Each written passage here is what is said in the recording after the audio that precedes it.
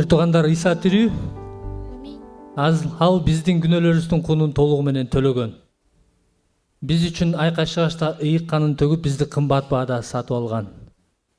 Ал бизди кымбат баада сатып алыш үчүн, биз үчүн өлүп, кайра тирилген. Ал тирүү, ошондуктан чын жүрөктөн кубаныч менен Теңирибизди даңтайбыз.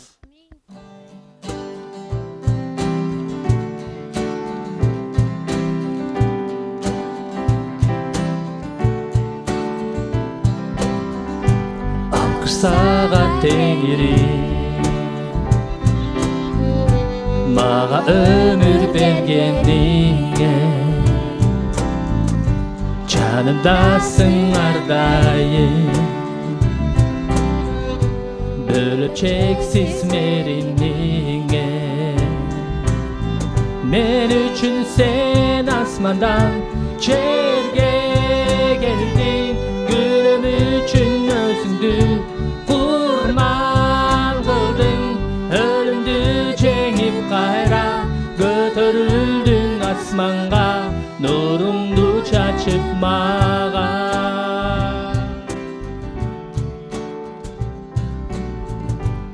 Алкыш сага Теңири, жерге өзүң келгениңе, таштабастан элиңди, жолду салдың бейишиңе. Барына сен жол ачып, багыт бердиң, ишенгин деп чакырып келгин дедиң, туңгуюктан чыгарып, күнөөлөрүм жок кылып, чындыгыңды таныттың. Алкыш сага Теңири, алкыш сага Теңири, мага өмүр бергениңе, жанымдасың ардайым, бөлөп чексиз мээримиңе.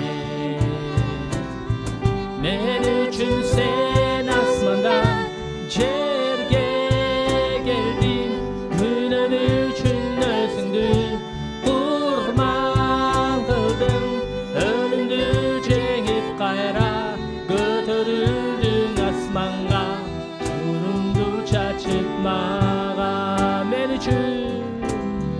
Мен үчүн сен асмандан жерге келдиң, күнөөм үчүн өзүңдү курман кылдың, өлүмдү жеңип кайра көтөрүлдүң асманга, нуруңду чачып мага. Нуруңду чачып мага, нуруңду чачып мага. Кудайга алкыш, кол чабуулар. Анткени Иса өлүмдү жеңген, ал шайтанды жеңген. Шайтандын биздин үстүбүздөн эч кандай бийлиги жок. Күнөө, өлүм жеңилген, амин. Ишенебизби? Анда Кудайыбызды дагы кубаныч менен даңктайбыз. Анткени Кудай бизге өзүнүн рухун берген. Кудайдын руху биздин ичибизде дарыяда болуп каптаганда, биз кубаныч менен Кудайга даңктайбыз.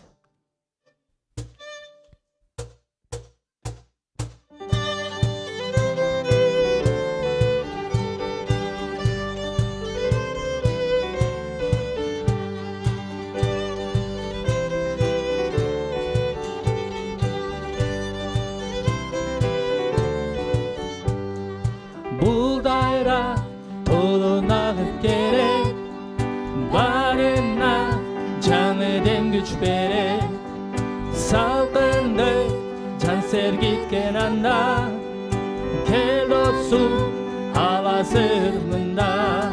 Кудай дарасы бүт кайгыңды ала, кел ага досум кубаныч анда.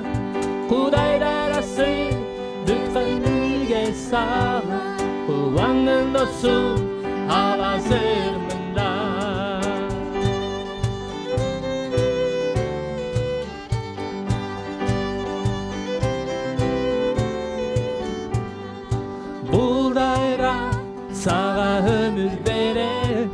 içten andan ruhum diriler. Cegere gelgin dostum emi, hatta seni dengirdinde bir. Darası büt kaygındı hala, gel ağa dostum kullanıp çanda. Kuday darası bizdi birge sağla, kullanır hala zırmında. Varız kol çalız.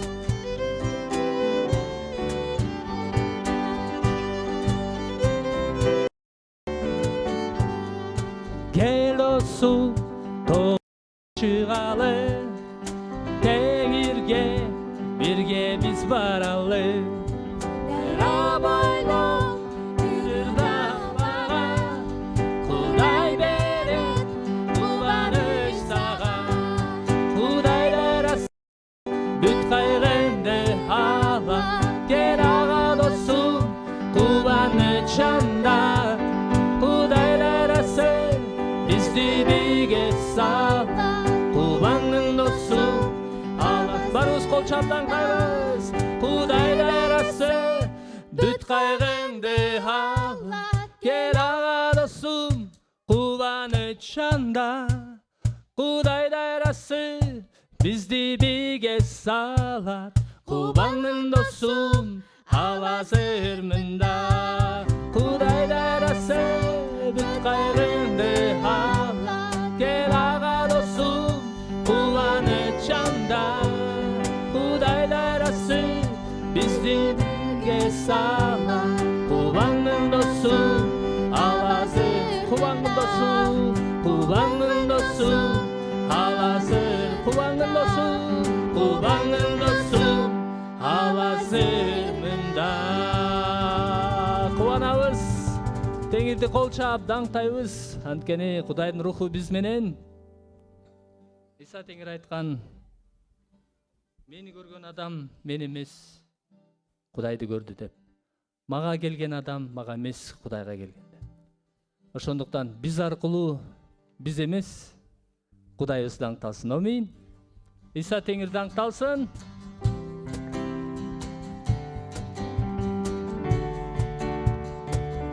Мен аркылуу Теңири даңа салансың. Sen аркылуу Теңири даңа салансың. Биз аркылуу Теңири даңа салансың. Теңири биз Исанын ысыны даңкталсын. Meni görgön adam meni emес seni görsün. Meni уккан адам meni emес seni olsun. Maga kelgen adam maga emес sağa gelsin. Bardığını sağa versin.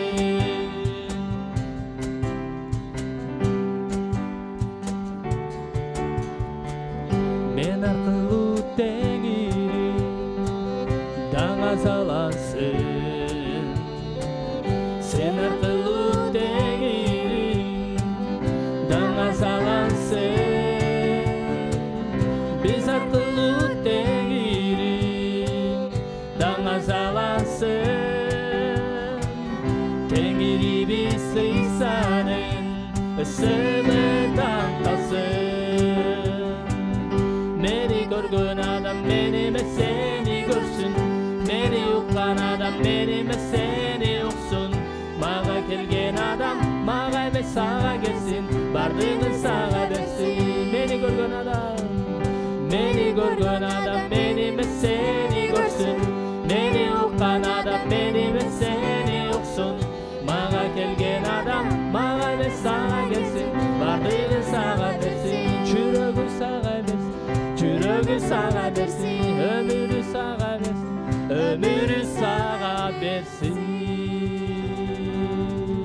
Биз аркылуу биздин туугандарыбыз, досторубуз, кошуналарыбыз өмүрүн Исага берсин. Амин.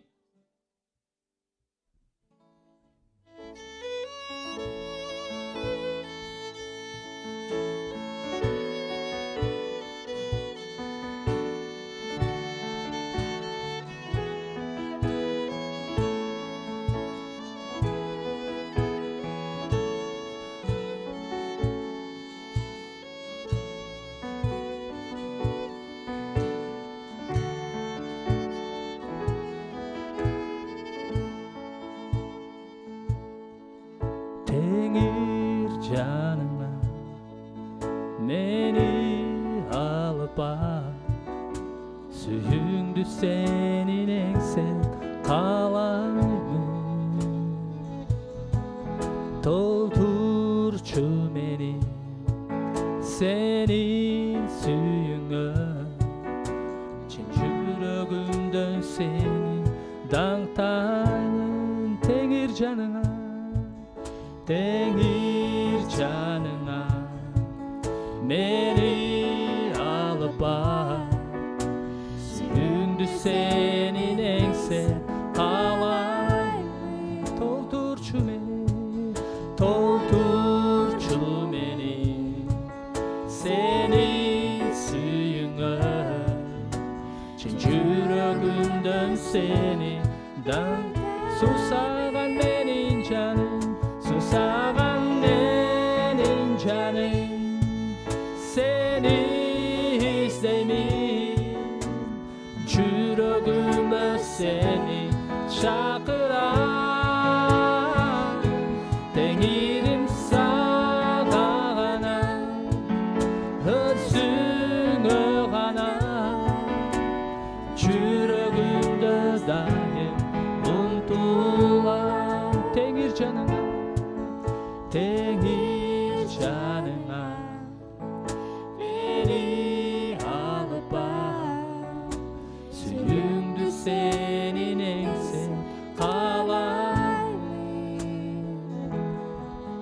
Толтурчу мени сенин сүйүүңө, чын жүрөгүмдөн сени даңктайм. Сусаган менин жаным, сусаган менин жаным, сени издеймин, жүрөгүмө сени чакырам. Теңирим сага гана, өзүңө гана, жүрөгүмдө дайым умтул. Сусаган менин жаным, сусаган менин жаным, сени издеймин, жүрөгүмө сени чакырам. Теңирим сага гана, өзүңө гана, жүрөгүмдө дайым умтулам.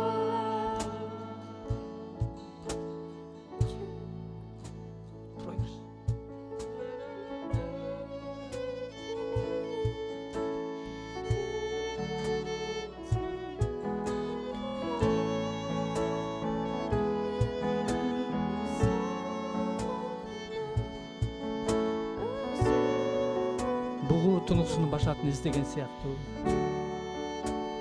биздин жаныбыз дагы сизди издейт Кудайым. Бугу тунуксунун башатына суусагандай, биздин жаныбыз дагы сизге суусайт Кудайым. Таңзаардан сиздин жүзүңүздү издеп, сиздин ыйык тоолоруңузга барабыз. Таңзаардан сиздин жүзүңүздү издеп, сиздин бийик тоолоруңузга барабыз. Бизди өзүңүзгө тартыңыз, бизди өзүңүзгө жакындатыңыз Кудайым. Сусаган менин жаным, сени издеймин, жүрөгүмө сени чакырам. Теңирим сага гана, өзүңө гана, жүрөгүмдө дайым умтулам. Жүрөгүмдө дайым, жүрөгүмдө дайым умтулам. Жүрөгүмдө дайым умтулам.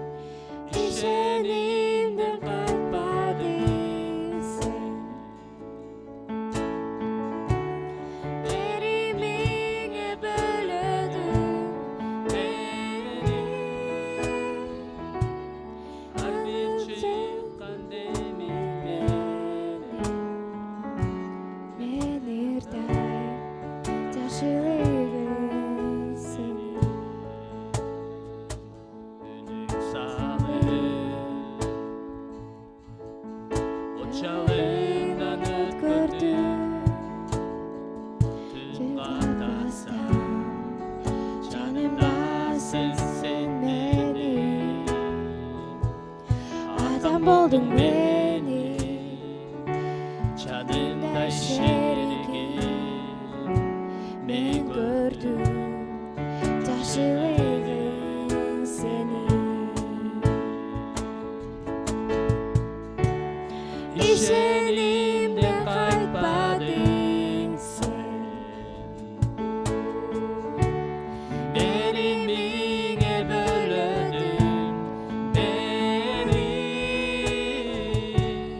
Her bir çıkan demin Meni daim жакшылыгың сени İşenimden kayıtmadın sen Беримиңе бөлөдүң мени ар бир чыккан демимен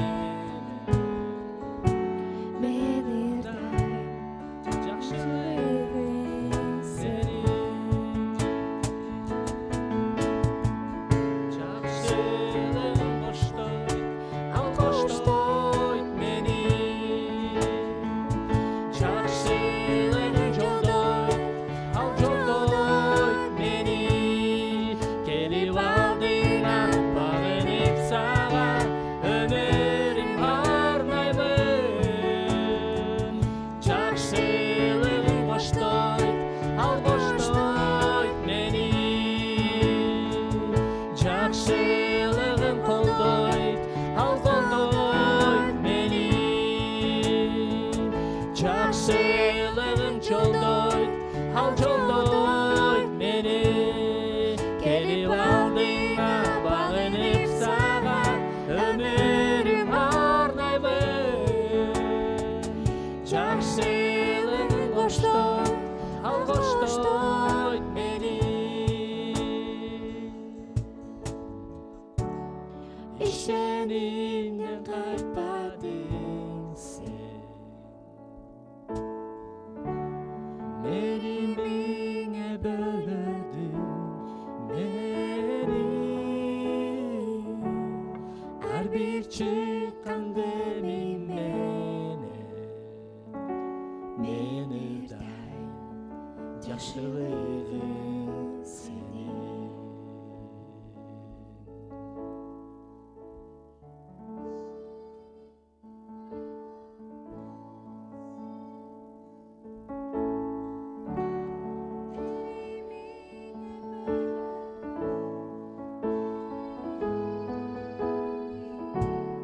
Her bir çıkan demin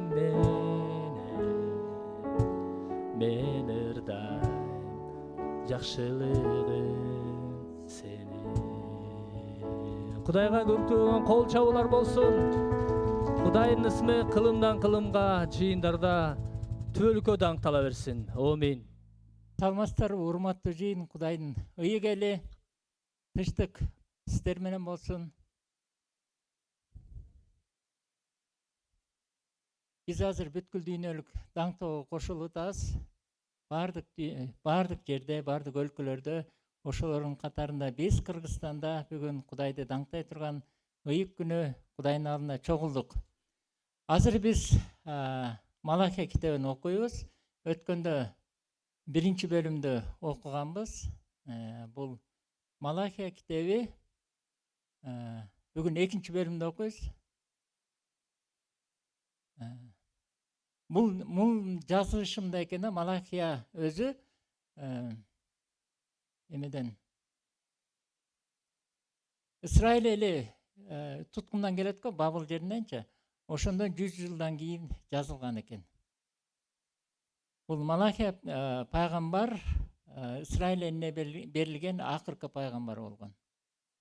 Ушул Малахия пайгамбардан кийин Кудай өзүнүн элине 400 жыл бою сүйлөгөн эмес. 400 жылдан кийин гана Иса Машах келип, ал ошол Кудайдын элине сүйлөгөн.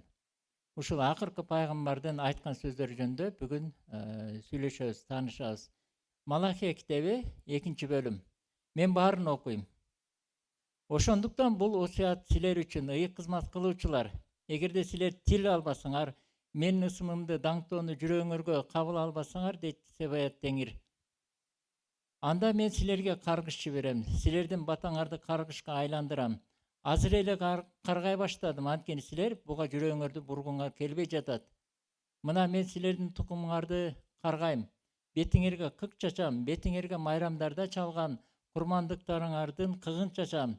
Силер да ошолор менен кошо ыргытышат. Мен бул осуятты силерге өзүмдүн Леви менен түзгөн келишимимди сакташ үчүн бергенимди ошондо билесиңер, дейт Себаят Теңир.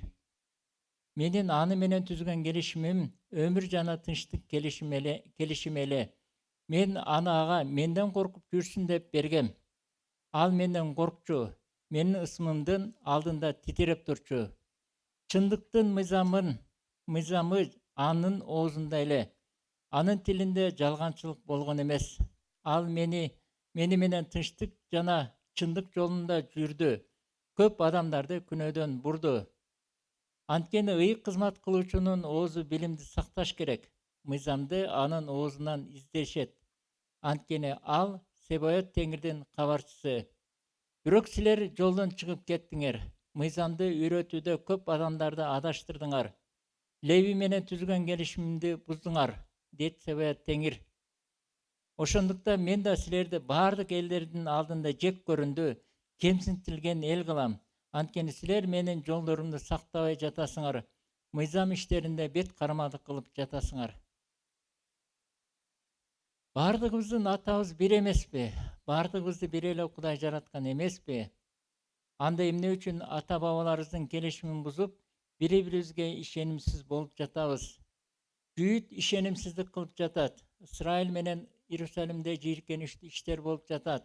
Анткени жүйүт өзү сүйгөн ыйык мыйзамды, Теңирдин мыйзамын бузду. Чоочун Кудайдын кызына үйлөндү.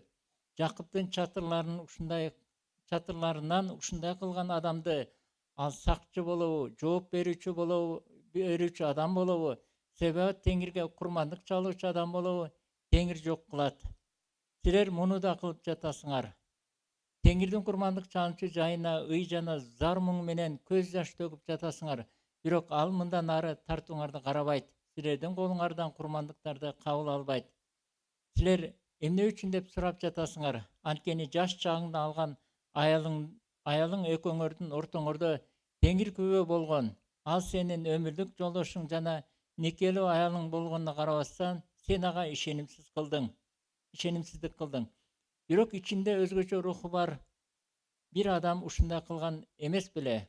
Ал адам эмне кылды эле? Ал Кудайдан тукум алууну каалаган. Ошондуктан рухуңарды сактагыла. Эч кимиңер жаш чагыңарда алган аялыңарга ишенимсиздик кылбагыла. Ким аны жек көрүп кетирип жиберсе, дейт Исраилдин Кудай Теңири, ал өзүнүн кийимин булгайт, дейт Себаят Теңир. Ошондуктан өз рухуңарды сактагыла жана ишенимсиздик кылбагыла.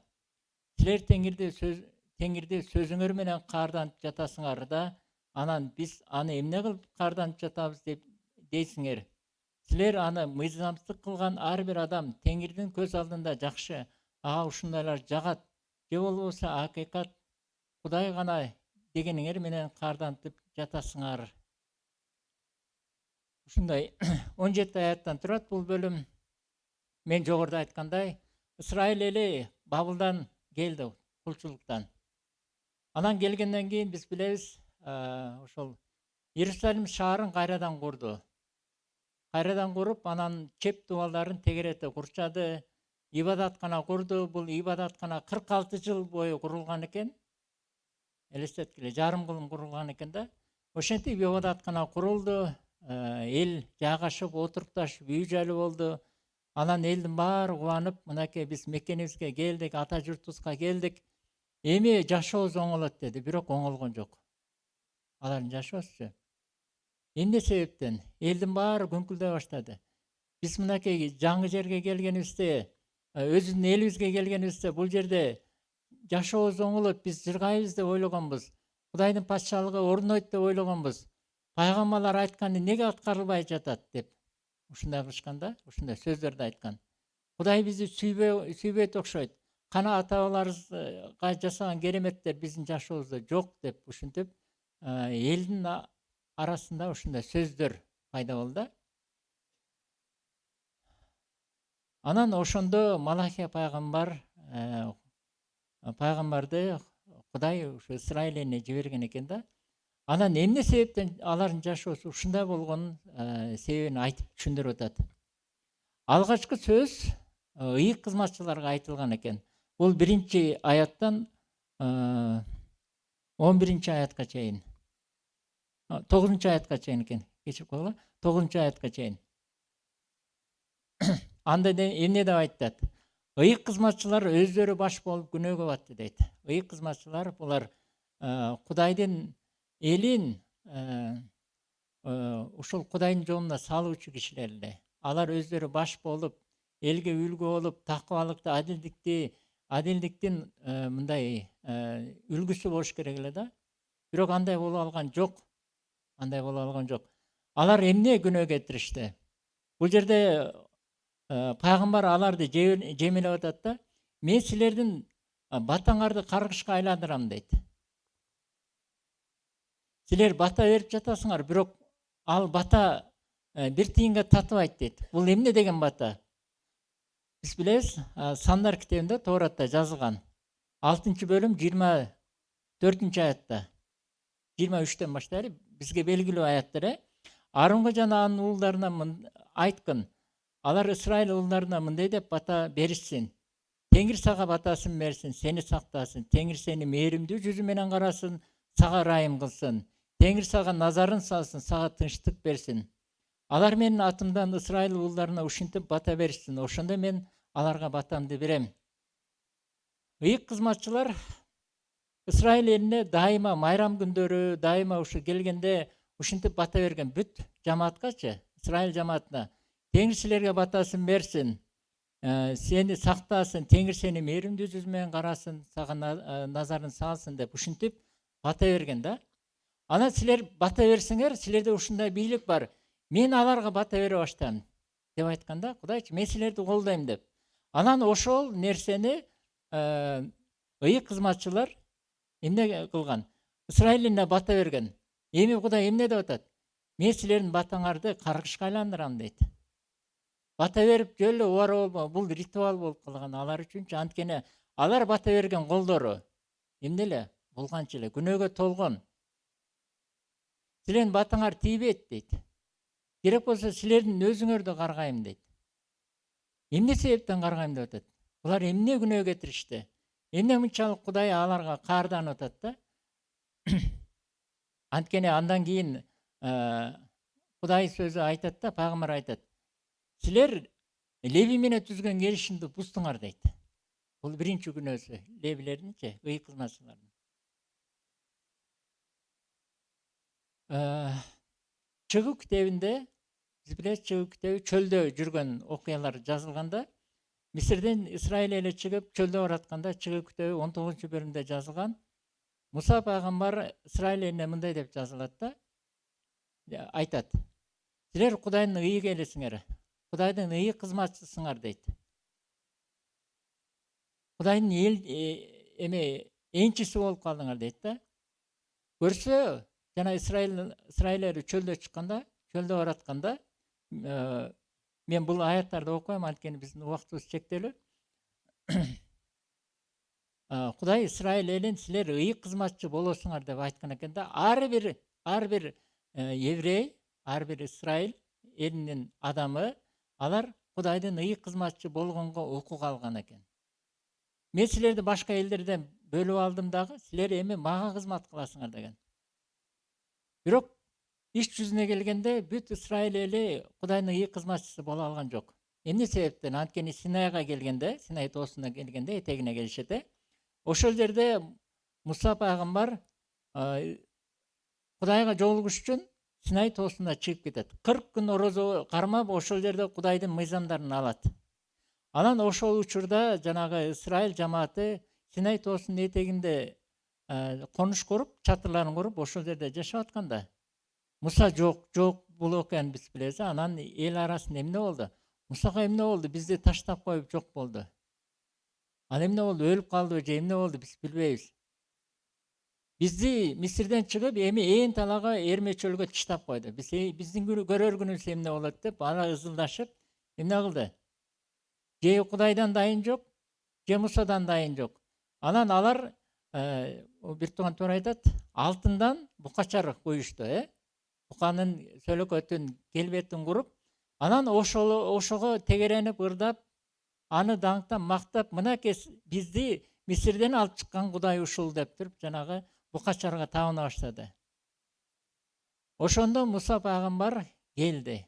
Ал эки ташлоокко Кудайдын 10 мыйзамын жазып келген. Анан керсе бүт жамаат эмне болуп атат? Жалган Кудайга табынбаштыр, бурканга. Ошондо Муса пайгамбар жанагы эки ташлоокду алып, ташка чаап, талкалап салды. Анан келди да эмне деп айтты? Силер эмне күнөөгө баттасыңар? Анан четке чыгып туруп мындай деген экен да, Мусачы. Ким Кудайдыкы болсо, ким Исраилдин Кудайын, тирүү Кудайды Кудай тарапта болсо мен жакка келсин деген. Ошондо Леви урусу эмне кылган? Биринчилерден болуп Мусанын жанына тизилип турган экен да. Анан ошо Леви урусуна айтат: "Кылычыңарды кындан сууругула дагы ушул буркан жасаган ар бир кишини өлтүргүлө" дейт. Ошол күнү кыргын болуп 3000 киши өлгөн кылычтан. Анан жанагы букачарды, алтын букачарды талкалап, эритип эмне кылган? Жок кылган. Анан бул жанагы эки ташлоокко жазылган, таш тактайга жазылган Кудайдын 10 мыйзамы бул документ болчу. Бул Кудай жазып берди. Ушул документке жанагы чөлдө келатканда Кудайдын Исраил эли ыйык кызматчы болобуз, мына ушуларды аткарабыз деген документ болчу. Анан ал документти силер келишимди буздуңар деп туруп, ал документти талкалап салган экен да. Бүт эми бул документ жарабай калды. Анан кайрадан кетип, кайрадан эмне кылат? Ошол 10 осуятты алып келип, аны кимге берет? Левилерге берген экен да. Левилер. Мынакей мындан кийин биз окуйбуз. Леви урусу өзгөчө Кудайга кызганчаактык көрсөттү. Кудайга өзгөчө кызганчаактык көрсөттү.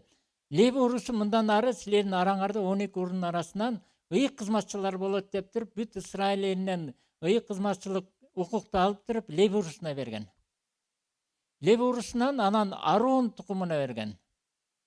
Бардык левилер Кудайдын ыйык жайында кызмат кылат.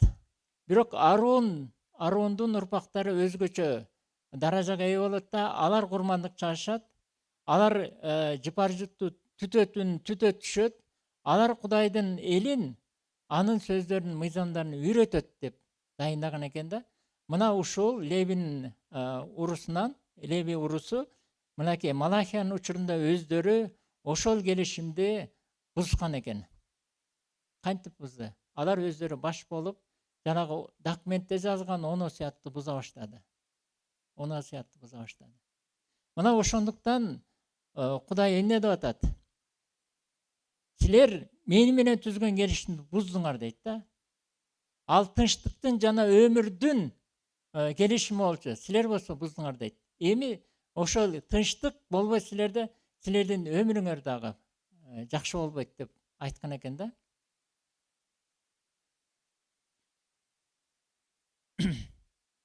Ошондуктан бизде дагы кээде мына ушундай суроолор пайда болушу мүмкүн да биздин жашоодочу. Мынакей мен эми Кудайга келдим, Исага ишендим, тоо кылдым. Бирок жашоом неге оңолбойт? Неге оңолбойт атат? Мынакей мен 20 жыл болду, 30 жыл болду, балким 5 жыл, 10 жыл болгондур. Кана Кудайдын убадасы? Канакей Кудай мынтип айтпады эле, жашооң оңолот дебеди беле? Мына ичкенди таштадым. Мен ажыраштым эле, кайрадан элдештим. Мен жашоом оңолбоду, мурдагыдай бандит эмесмин, мурдагыдай ууру кеске эмесмин. Жалган айтпай калдым. Өзүмдү тыйып калдым, момун эле кишимин деп. Бирок неге жашоом оңолбойт? Кана Кудайдын убадалары? Исраил эли дагы кана Кудайдын пайгамбарларын айтканы аткарылбай жатпайбы деп. Көрсө себеп. Кудайды эмес, биз өзүбүздөн издешибиз керек экен. Балким мен күнөөдө жашап атам, балким мен ошол Кудайдын осуяттарын бузуп атамын. Мен да Кудай менен келишим түзгөм. Качан? Чөмүлдүрүп алганда. Кудай менен жашоомду сага арнадым. Сууга чумкунганда эмне болдум? Мен бул дүйнө үчүн өлдүм. Ана жаңы жашоо үчүн, Кудай менен жашоо үчүн тирилдим деп туруп, мен чөмүлдүрүп алган күнү эмне кылгам? Кудай менен келишим түзгөм. Мен ошону аткарып атамбы? Эгерде мен жашоом тетире болуп атса, ошол мен ойлогондой, Кудай айткандай болбой атса, ыйык жазуудагы убадалар аткарылбай атса, анда мен өзүмдөн издешим керек. Өзүмдөн издешим керек. Эми лебилер конкреттүү кандай күнөө жасашты? Келишимди бузду деп, он осуятты бузду деп айтып атат. Конкреттүү кандай күнөө жасашты? Алар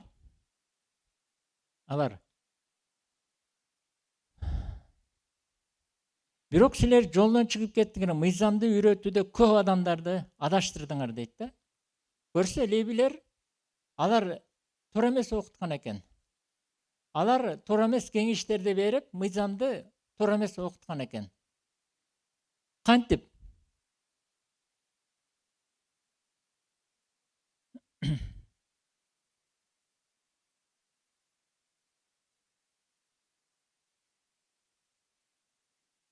Менин жолдорумду сактабай жатасыңар, мыйзам иштеринде бет карамалык кылып жатасыңар.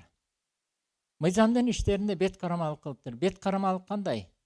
Адамдын жүзүнө карап мамиле жасоо, жасоо.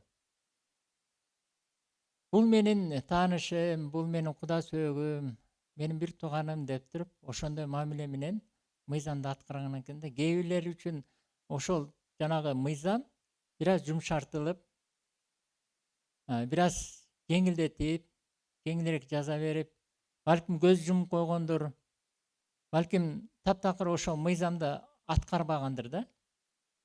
Биз муну Дөөттүн жашоосунан көрсөк болот. Дөөттүн аялы көп болгон, 4-5 аялы болгон. Мен азыр мурда билчүмүн. 7 деп айтат бул жакта, 7 аялы болгон. Анан ошо аялдарынан бир кызы, төрөлгөн бир кызы. Ал Тамар болчу, Тамар келбеттүү, сулуу, жашынакай кыз экен. Анан анын Дөөттүн башка аялынан төрөлгөн бир уулу бар эле, Амнон деген, биз билебиз. Анан өзүнүн энеси башка, бирок атасы бир, карындашы да. Анан ошо карындашына ашык болуп калат. Анан ошентип алдап, бир күнү эмне кылды? Анын абийирин булгады. Анан Дөөт эмне деди? Кой, унчукпа, бул жөнүндө айтпагын деди, эч кимге, эл билбесин деп. Мусанын мыйзамы эмне деп айтат? Андай таш бараңга алынсын деген да. Таш бараңга алынсын деген. Бул жерде дагы баягы көз жумдум болду да. Мусанын мыйзамы аткарылган жок. Андан кийин биз билебиз, ошо Тамардын бир тууган агасы Абышалом жанагы Амнонду өлтүрөт. Өлтүрүп туруп өзү эмеге башка өлкөгө качып кетет. Ал жерде 3 жыл жүрөт. 3 жыл жүрүп, ортого Жояб аскер башчыны салып, анан ал кайрылып келет. Келип атасы менен мындай элдешет да. Бул жерде бир тууганын өлтүргөн киши эмне болуш керек эле? Ал да таш бараңга алып өлтүрүш керек. Бирок падышанын уулуна бул мыйзам аткарылган жок. Анан бул жерден да көрөбүз, бул лебилердин жумушу болчу. Ушулардын баардыгын ачыкка чыгарып, анан керектүү жазаны бериш керек эле. Бирок эч кандай жаза тарткан жок. Биз билебиз, Амнон күнөөсү үчүн Абышаломдун колунан өлөт. Абышалом өз күнөөсү үчүн Жоябдын колунан өлдү.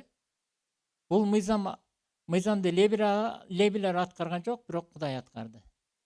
Экөө тең өлдү да. Анан жанагы Абышалом Жоябды ортого салганда, атасы менен элдеш үчүн. Жояб бир аялды табат дагы, ал аял Дөөткө, батшага келип эмне деп айтты? Мен 2 уулум бар, күйөөм жок. Анан бир уулум экинчи уулумду өлтүрүп алды. Анан жамаат келип, бүт эл келип, өзүнүн бир тууганын өлтүргөндү алып чыгып берип, биз аны таш менен калып өлтүрөбүз деп атат. Эми мен акыркы ушул көзгө басар акыркы балам болсо, жалгыз балам болсо, эгерде ал баламды өлтүрсө, эми тиги уулум өлдү эми, ал эми кайрылбайт. Бирок могу жалгыз жападан жалгыз уулумду өлтүргөн атат. Ошону менен менин чырагымды өчүргөн атат. Жардам бер деп келет. Көрсө бул мыйзам аткарылган экен да, карапайым элдечи. Бул ойлоп табылган окуя, бирок бул баягы чындыгында эле ошондо аткарылган экен да. Дөөттүн жашоосунда аткарылган жок, а карапайым жашоосунда аткарылган көрөбүз да, аткарылып жатканчы. Жамаат келип, алып чыгып өлтүрөбүз деп атат да. А падышанын баласы болсо, антип айта алган жок да, алып чыгып өлтүрөбүз деп. Демек биз бул жерден көрөбүз, бирөөнүн жашоосунда мыйзам аткарылып, экинчисинде аткарылбаптыр. Ошондуктан айтып атат да, силер мыйзам аткарууда, ыйык кызматчылар, силер бет карамалык кылдыңар дейт. Бет карамалык кылдыңар дейт. Эми бул лебилердин жасап аткан күнөөсү. Анан аларды көрүп, балык башынан сасыйт, биз билебиз. Баягы балыкты эме кылсаңар, биринчи башы жыттана баштайт да. Биринчи эле ушу балыктын өзгөчөлүгү ушундай экен да, башы жыттана баштайт, андан кийин калган жагы чирей баштайт да. Анан ошентип лебилер баш болуп, алар күнөөгө батканда, аны көргөн эл алардын артынан кетиптир да. Анан жүйүт ишенимсиздик кылып жатат дейт. 11-аяттан. Бүт жүйүт эли дагы ушундай күнөөгө батты дейт да. Исраил менен Иерусалимде жийиркенишүү иштер болуп атат дейт. Мен алардын ишин көрүп жийиркенип атам. Жүрөгүм айланып кускум келет дейт да, алардын жасаганын көрүп. Анткени алар эмне дейт? Мыйзамды бузуп, чоочун Кудайдын кызына үйлөндү дейт. Бул демекчи бутпарас кыздарга үйлөнө баштаптыр да. Анан эмне дейт? Алар өздөрүнүн аялын кетирип, силер баягы жаш кезиңерде баш кошкон аялыңарды кетирип атасыңар дейт. Кетирип, анан жаш кыздарга үйлөнүп атасыңар, болгондо да бутпарас кыздарга үйлөнүп атасыңар дейт. Көрсө ошол кезде мындай мода болсо керек да. Жашы өтүп калган аял эми бул картайып калды дептир, аны кетирип, анан жаш кыздарга үйлөнүп баштаган экен да. Биздин күндөрдө дагы бир нече аял алуу мындай мода сыяктуу болуп калды. Анан ал кезде да ошондой болгон экен. Анан биз билебиз, Торат китебинде жазылган бир мыйзам бар да. Эгерде аялың сага бир жери жакпай калса, аны кетирип, талакат берип. Талакат, кстати, бүгүнкү күндө ошондон калган да, Торатта бар. Бирок талакатты кийин Иса жойгон. Аял алдыңбы, өмүрүңө аягына чейин жаша деп. Анан Мусанын Торат китебинде мурда байыркы кезде ушул бар болчу да, талакат жазып берсин дагы кетирсин деген. Анан ошол мыйзамды карманып, лебилер жүйүттөрдүн бардыгы, еврейлердин бардыгы бир аз эле шылтоо таап, жумуртадан кыр издеп, аялын кетирген экен, талакаттын колуна карматып. Анан жаш кыздарга үйлөнүп, анан эмне кылган? Болгондо да бутпарастарга үйлөнгөн да. Эми ушул бутпарас кыздарга үйлөнгөндүн коркунучу эмнеде деген суроо келет да. Алар деле аялдар да, алар деле Кудайга кайрып алса болот да деп кээде биз жаштар ойлошубуз мүмкүн. Бирок шайтан ушул аркылуу иштейт. Мен өткөндө баягы Башташ китеби 6-бөлүмдө окуганда биз айтканбыз, Кудайдын уулдары келип, адамдын кыздарына үйлөндү дейт да. Алардан алыптар төрөлүп, алар аябагандай жеткен күнөөкөр болгон экен да. Алар баягы чектен ашкан күнөө кетириптир. Алар күнөөнү нан жегенде эле мындай гөнүм шадат болуптур да. Биз барып нан жейбиз го, ошондой эле гөнүм шадат болуп калган. Күнөө алар үчүн нан жегенде эле болуп калыптыр. Анан алар ушунчалык бүт дүйнө, бүт адамзат күнөөгө баткандыктан топон сууну жиберип, эмне кылган? Жок кылган да адамзат, 8 кишиден башка. Ошентип биз айтканбыз баягы шайтан аял затын биринчи кезекте булганга аракеттенгенде, анткени Кудай бейиш багында адам ата оону күнөө кетиргенде эмне деп айтты эле? Аял аркылуу куткаруучу келет деп. Ошондо шайтан ойлонгондо, мен аялды жок кылышым керек деп туруп, анан жанагы кулаган периштелер келип, аялдарга үйлөнүп, бир вариант боюнча, бул дагы бир окумуштагы бир варианты, анан адамдын кыздарына үйлөнүп, алардан жанагындай мыйзамсыз балдар төрөлүп, бүт адамзат булганган экен. Адамдын генетикасын бузганда, анан генетикасы бузулган адамдан, аялдан кандай куткаруучу төрөлмөк эле? Шайтан мына ушуну билгенде, мына ушул жерде дагы Кудай, шайтан ошол тактиканы, ошол амалды колдонуп атат. Шайтан көрдү. Исраил элин Кудай тандады. Эми Исраил эли аркылуу куткаруучу келет деди. Билди да. Башка элдер аркылуу келбейт. Мына именно Исраил, Ибрайымдын тугуму аркылуу келет экен. Анан ошондуктан мен бүт Исраилден эмес, жүйүттөн келет экен деп кийин билди да. Эми жүйүттөрдү талкалаш керек. Анан талкалоонун бир жолу ушул жүйүттүн аялдарын талкалаш керек. Аялдарын кетирип, бүт еврейлер, жүйүттөр. Аялдарын кетирип, еврей аялдарын кетирип, бутпарас кыздарга үйлөндү. А бутпарас кыздар эмне кылат? Бутпарас балдар төрөйт. Тарбияны ким берет көбүнчө? Эне үйдө отуруп алып, балам деп, балам. Ошон үчүн эне тил дейт да, ата тил деп айтылбайт. Эне кайсы тилде сүйлөсө, өзбек болсо, өзбекче сүйлөсө, балдардын тили өзбек болуп калат да. Анан бутпарас болсо, бутпарасчылыкты үйрөтөт балдарыңа. Анан мына ушул аркылуу эмне болгон экен? Акырын ошол жүйүттөрдү талкалай баштаган экен да, булардан бутпарастар төрөсүн деп. Биз билебиз, Ибрайым, андан мурдагы окуялар. Кудай Ибрайымга Сара аркылуу сен балалуу болосуң деп, сен аркылуу бүт башка элдерге бата келет деп айтты. Анан Сараны жок кылгысы келген экен шайтанчы, кантип? Ал жанагы Герар деген падышага келгенде эмне дейт? Сара, сен аябай сулуусуң дейт да. Бирок мен аялым деп айтпагын, Ибрайымдын аялым деп айтпагын, бир тууганым деп койгон деп. Чындап эле бир тууган болгон да. Анан ошентип жанагы сураштырат, сураштырып туруп, бул келе карындашы турбай дептир, эмне кылат? Сараны алып кетет, ал келбеттүү аял болчу да. Анан үйлөнөм деп ойлойт. Бирок Кудай ага түшүндө келип туруп айтат да. Мунун күйөөсү бар Ибрайым, кайтарып берген деп. Анан ал коркуп кетип, алып келет да.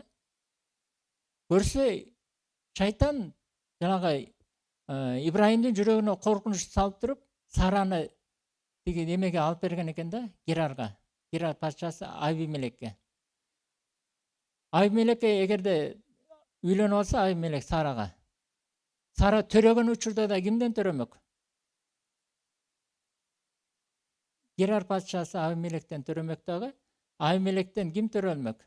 Бутпарас бала төрөлмөктү. Мына ушинтип Сараны шайтан Ибрайымдан жулуп алмак болуп, анан эмне кылган экен? Ушул убада аткарылбай калсын деп аракет кылган экен да. Мына ушул окуяны кайталанышын Искактан көрөбүз. Искак перишти падышасынан коркуп, эмне дейт? Бул менин аялым эмес, эме дейт да, баягы. Аялым эмес деп айтып коет. Анан бирок анын Ребекка менен ойноп аткан терезеден көрүп калат падыша. Анан айтат го, сен эмне аялым эмес деп айттың? Мен ас жерден сенин ошо Ребеккага аялыңа үйлөнүп ала жаздадым деп туруп, эмне кылат? Андан кечирим сурайт да. Анан биз бул жерден көрсөк болот, жанагы Ибрайымга жасаган түрүктү Искакка да жасаган экен да. Муну менен жанагы Ибрайымдан берүүчү батаны талкалай албай, эми Искак өткөнүн көрүп, Искактан Ребекканы тартып алууга аракет кылган экен да шайтанчы. Анан ушул эле ыкманы биз Сулайман жашоосунан көрөбүз. Сулайман 1000 аял алып, анан 300 токолу бар эле. Алардын көпчүлүгү бутпарастар болгон. Сулайман мындай эме болуп кеткен экен да, жашы өткөндөчү, аял жанды болсо керек, билбем, ушундай болуп, анан мен тиги патша менен тынчтык келишим түзөйм, бул патша менен тынчтык келишим түзөйм деп, ар ким менен куда болуп, ушинтип ушундай методду колдонгон экен да, Кудайга жөлөнбөйчү, акыркы күндөрдөчү. Көбүрөөк ушундай жолдорго жөлөнүп, таянып, анан бутпарастарга үйлөнүп, Мисир патшасынын кызын алат, анан тиги патшанын кызын алып, ушинтип бутпараст кыздар биринчи кезекте Сулаймандын өзүн бузду. Ал өзү буркандарга табына баштады, Кудайдан четтепчи. Андан төрөлгөн балдар, бутпараст аялдардан төрөлгөн балдар, алар Кудайдан алыс болуп чоңойду. Биз муну Равамдан көрсөк болот. Сулаймандын ордуна патшалык тактыга келген Равам Сулаймандай акылдуу болгон жок. Ал алысты көрбөгөн, мындай кыска ойлуу, эси жок бала болду дагы, эмне кылды? Өзүнүн элине керсейип сүйлөп, анан патшалыгы экиге бөлүндү. Көрсө шайтан аялдарды талкалоо аркылуу дагы өзүнүн иштерин аткарат экен. Ошондуктан бир туугандар, бул жерден бир сабак алалы. Көрсө ишенген жигиттер ишенгендерге үйлөнгүлө. Анан ишенген кыздар ишенген жигиттерге турмушка чыккыла. Бул эң жакшы жол да, Кудайга жаккан жол. Эгерде балдарым Кудай менен чоңойсун десеңер, анда ушундай жол менен баргыла да. Анан дагы бир нерсе, өткөндө Мирлан бир тууган айтып кетти. Ушул жүйүттөрдүн дагы бир жасаган күнөөсү, Кудайга жакпаган күнөөсү. Алар коросунда жакшы мал турса дагы, ылаң малды, уурулук менен уурдалган малды, аксак малды эмне кылган экен? Курмандыкка чалган экен да. Анан аны менен мынтип актанган экен да, Кудайдын дасторкону мындай маанилүү эмес депчи, тооткон эмес экен да, Кудайга боло берет деп. А бирок өзүнүн үйүндө семиз жашынакай мал турат. Дени со. Анан Кудай эмне деп айтат да? Силер көз жаш төгүп мага сыйынасыңар дейт да, бирок чалган курмандыңар ушул дейт. Анан айткан экен да, мен силердин ушул чалган курмандыңардын кыгын бетиңерге чачам дейт да. Бул жерде кык деп айтылган, кыкты биз билебиз, койдун корголдору да. Анан мен ойлойм, баягы ибадаткананын ичи шыпырылып таза турган, ал жерде корголуп жаткан эмес да, бир тоолокчу. Бул жерде мынтип которуш керек болчу. Алардын ичинен чыккан ичеги кан жинин дейт да. Баягы биз мал сойгондон биз билебиз, ичин мындай ичегилерин алгандан кийин мынтип шыпырып алабыз. Анан эмне кылабыз? Чарага салабыз. Анан муздаганда канын дагы чарага куябыз да. Ошолорду бетиңе чачам дейт. Ошолорду. Бул деген эмнеси баягы? Мен силерди ушунчалык жек көрдүм дейт да. Жек көргөн адамга эмне кылат? Бетине түкүрөт. Бетине түкүрөт. Анан эмне кылат? Башынан ылдый жугунду коюшу мүмкүн. Бетке чалат. Анан түртүп дарбазадан ары кубалап салат. Мен силерди ошол чалган курмандыңардын кан жинин бетиңерге чачам дагы, анан ошол ичек чабагыңды ыргыткан жакка, жанагы таштандыга кошо ыргытам дейт да, мен силерди. Элдердин арасында жек көрүндү кылам деп, Кудай ушунчалык каардаган экен алардын жасаганы үчүнчү. Байыркы кезде Торатта мындай деп жазылганда, эгерде Кудайга курмандык чалсаңар, анда короңордогу эң жакшы малды бергиле дейт да. Ал сокур болбосун, котур болбосун, аксак эмес, эч кандай ылаңы жок мал болсун дейт. Эмне себептен Кудай ушундай талап койгон?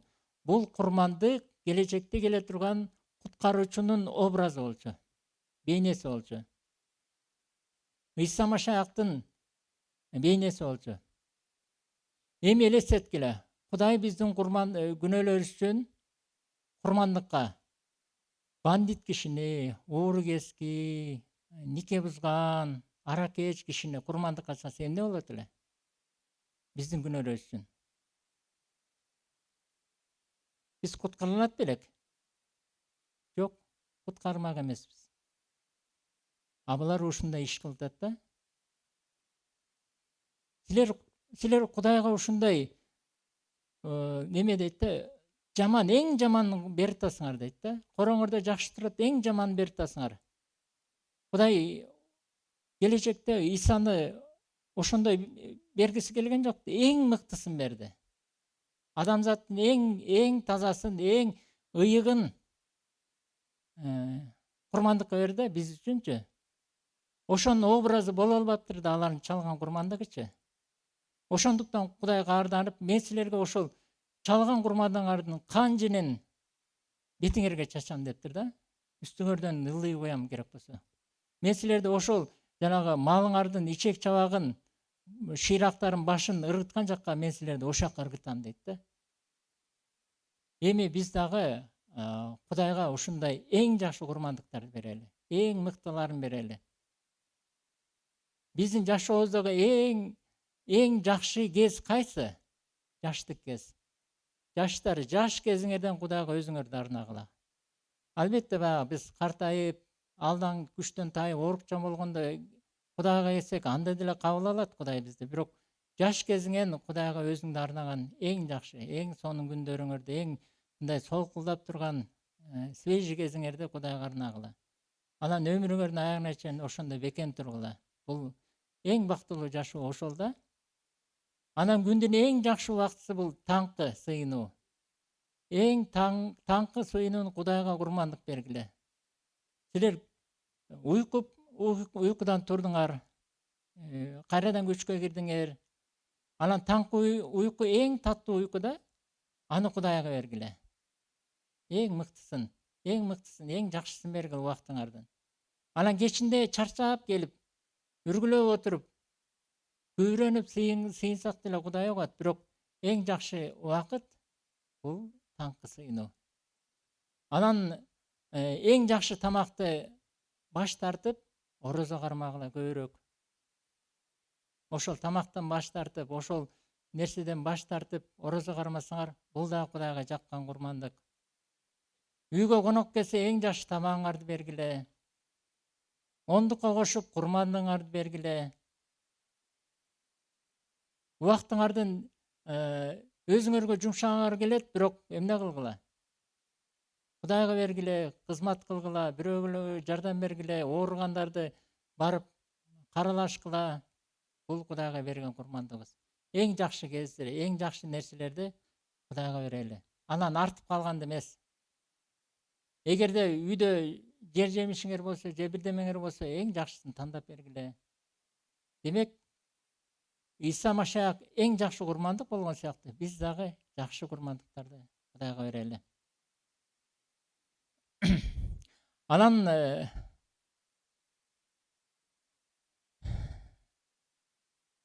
бул жерде Исраиль эли айткан экен да. Биз аны эмне кылып кардан жатабыз? Биз эмне кылдык дейт да. Кудай бизге ушундай жашоо, ушундай оор жашоо бергиде эмне күнөө кылдык деп. Пайгамбар айтса дагы алар кайра эле түшүнбөй ошол суроону берип атат да. Анан мындай дептир. Мыйзамсыздык кылган ар бир адам Теңирдин көз алдында жакшы, ушундайлар ага жагат дейт. Бизден көрө бутпарастар жакшы жашап атпайбы тегерегибизде? Алардын үй жайы бар, алар күчтүү, алар бай жашап атат. Биз болсо аябай кедей жашап атабыз. Демек Кудайга мыйзамсыздык кылган деле жагат турбайбы? Аларга батасын берип атат, а бизге батасын берген жок деп. Мына ушундай суроолор пайда болуп тур да Исраиль элиндечи. Алар өздөрүнүн көзүндөгү чөптү көрбөй атат. Алар өздөрүнүн жашоосун текшергенде изилдеген жок дагы. Мына бутпарас деле сопсонун жашап атпайбы. А биз Кудай деп туруп, кана жашообуз оңолгон жок деп. Акыйкат Кудай гана дейт да. Кана Кудайдын адилеттүүлүгү? Акыйкатты гана Кудай адилеттүү дейбиз. Тигиле бутпарастар сонун жашап атат, а биздин жашообуз монтип атат. Ушундай суроолор эгерде силерде пайда болсо, мына Исага ишенбегендер деле көтөрөгөн машинаны айдап, чоң-чоң үйлөр жашап атат, бай бакубат жашап атат, мына кошунам деле, тууганым деле, а мен жашоом оңолгон жок десек, анда биз эмне кылышыбыз керек? Күнөөнү өзүбүздөн издейли. Өзүбүздөн издейли. Анан туура жыйынтык чыгаралы. Эгерде биз жашообузду оңдосок, анда эмне болот экен? Кудайдын батасы келе баштайт. Ыйык жазууда толтура убадалар бар. Толтура убадалар бар да. Бирок алардын ар биринин артында өзүнүн шарты бар. Узак өмүр жашаган келсе, ата-энеңди сыйла дейт. Мына бир мисал да. Сен узак өмүр сүргүң келет, ар бир адам. Ата-энеңди сыйлоодон башта, мына шарты турат артында. Ошондуктан бир туугандар, биз жашообузду изилдейли, текшерели мына бүгүн. Мен кандай жашап атам, балким жашыруун күнөөлөрдө жашап атам. Балким бул жерде жакшымын дагы, анан балким калпайтып аткандырмын, ишенимсиздик кылып атам. Кудайга өзүм толук арнаган жокмун. Мына ушуларды карап көрөлү. Анан Кудай өзүнүн убадасын аткарат. Анан биз дагы ишенимдүү бололу Кудайдын алдында. Амин. Сейнале бир туугандар.